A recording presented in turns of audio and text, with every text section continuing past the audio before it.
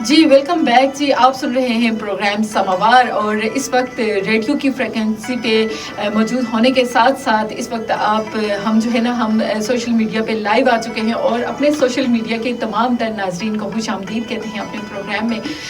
جی programme ہے سماوار اور میں ہوں عائشہ بشیر چودھری.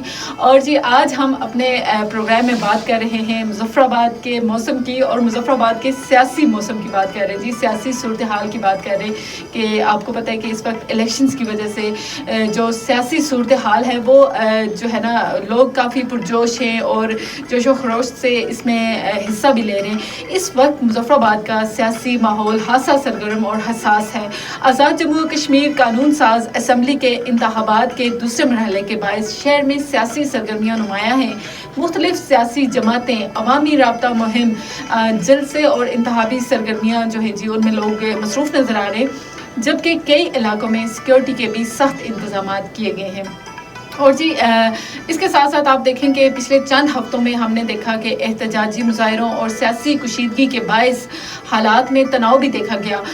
تاہم حکام نے کہا کہ ابھی بھی حکام کا یہ کہنا ہے کہ انتخابی عمل کو پرامن اور شفاف بنانے کے لیے اقدامات جاری ہیں.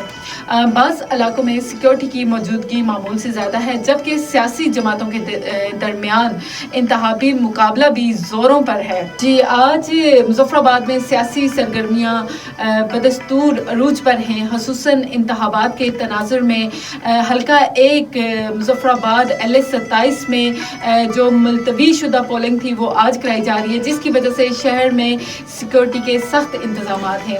اور جی LA-28 لسٹراٹ سمیت اگر ہم بات کریں بعض علاقوں میں پاکستان پیپلز پارٹی نے انتخابی بے ضابطگیوں کے الزامات عائد کیے ہیں، جبکہ مسلم لیگ نون نے ان الزامات کو مسترد کر دیا ہے. دوسرے مرحلے کے غیر سرکاری نتائج کے مطابق مسلم لیگ نون کو مجموعی طور پر برتری حاصل ہوئی ہے. تاہم بعض نشستوں کے نتائج پر سیاسی بیانات پر بحث جاری ہے. شہر میں قانون نافذ کرنے والے ادارے ہائی الرٹ ہیں تاکہ انتخابی عمل جو ہے نا وہ پرامن رہے.